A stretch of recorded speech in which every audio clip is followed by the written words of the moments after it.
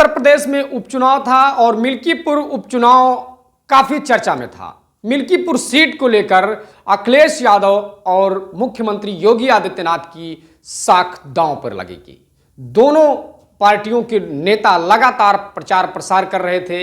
इधर कई कैबिनेट मंत्री चुनावी मैदान में थे तो उधर 40 लोगों की फौज समाजवादी पार्टी ने उतारी थी, जिसमें ज्यादातर सांसद और विधायक थे।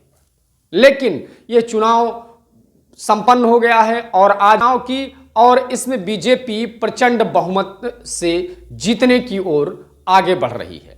आखिर बीजेपी प्रचंड बहुमत से क्यों जीत रही है, जबकि वहीं समाजवादी पार्टी भी दावा कर रही थी कि यह चुनाव हम जीत जाएंगे। और उसके पहले 2024 लोकसभा चुनाव में अवधेश प्रसाद सांसद हुए थे। तो आखिर क्या ऐसी वजह रही जो बीजेपी के पाले में यह सीट जा रही है, हम आपको बताते हैं। इसकी प्रमुख जो कुछ वजहें रही हैं मैं आपके सामने बताना चाहूंगा। इसमें जो प्रमुख वजह रही कि बीजेपी अपने पन्ना प्रमुखों की तैयारी की, जो बूथ स्तर पर जाकर वो लोग अपने वोटर्स को रिझाने में कामयाब रहे। यहां तक कि जब वोटिंग हो रही थी तो उन वोटर्स को लाकर पोलिंग बूथ पर पहुंचाने की भी जिम्मेदारी इन एजेंट की थी। वहीं पर अगर बात करें समाजवादी पार्टी की, तो समाजवादी पार्टी के कुछ नेता उनके विरोध में तो लड़ ही रहे हैं, साथ ही साथ अंतर्घात की भी बात समाजवादी पार्टी के साथ जरूर है। वहीं पे मिल्कीपुर में अगर हम बात करें कि विधायक रामचंद्र यादव की, जो वर्तमान में रुदौली से हैं और 2 बार वहां से उपचुनाव जीतकर वो विधायक हुए थे, वो भारतीय जनता पार्टी की तरफ से प्रचार कर रहे थे और वो यादव वोट को रिझाने में भी कामयाब हुए हैं। इस सीट पे एक प्रमुख वजह यह भी मानी जा सकती है कि रामचंद्र यादव वहां पे वोटर्स को रिझाने में कामयाब हुए हैं और वो जो है मिल्कीपुर की सीट को जिताने में भी इसकी अहम भूमिका मानी जाएगी।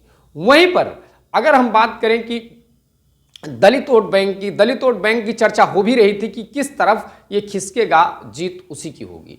तो जिस तरीके से अवधेश प्रसाद की बात हो रही थी कि इनके साथ में दलित वोट बैंक रहा है और हमेशा रहता है, लेकिन फिलहाल इस चुनाव में ऐसा होता दिख नहीं रहा है।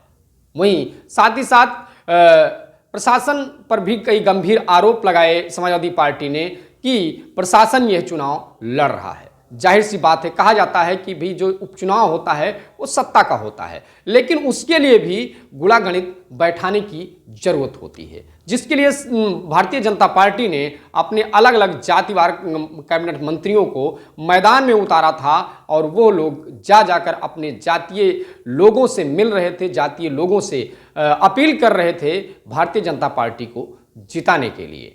शायद यही वजह रही कि भारतीय जनता पार्टी इस समय जो प्रचंड बहुमत से जीत रही है, इसकी प्रमुख वजह ये मानी जा सकती है।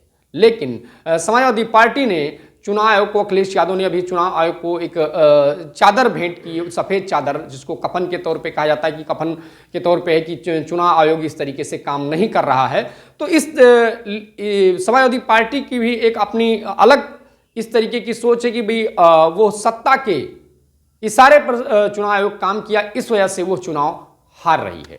तो कई ऐसी वजह हैं जो भारतीय जनता पार्टी चुनाव जीत रही है। हालांकि भारतीय जनता पार्टी ने जो सीटिंग एमएलए बाबा गोरखनाथ थे, उनको हटाने के बाद ये चर्चाएं हुई कि बाबा गोरखनाथ के विरोध के बाद हो सकता है भारतीय जनता पार्टी जीत ना पाए, लेकिन बाद में उन्होंने भारतीय जनता पार्टी ने सबको मनाया और सब चुनावी मैदान में उतरे और उसका नतीजा ये रहा कि वो जो है भारतीय जनता पार्टी चुनाव जीत रही है। साथ ही साथ उन्होंने एक सामान्य कार्यकर्ता को भी, जो ये शायद उतारा मैदान में, उसकी भी वजह हो सकती है कि भी सामान्य कार्यकर्ता चंद्रभानु पासवान उतरे मैदान में और वो जो है उनका कोई खासा विरोध नहीं था इस विधानसभा में, तो इसकी वजह भी हो सकती है कि भाई ये चुनाव जीत रहे हैं। वहीं पर अवधेश प्रसाद की बात की जाए तो अवधेश प्रसाद के ऊपर ये परिवारवाद का आरोप लगा। कई बार हम लोग क्षेत्र में गए तो कई लोगों ने इस बात की चर्चा की कि भाई अपने परिवार के लोगों को ही टिकट दिया, हालांकि ये चर्चा कटेरी में भी थी।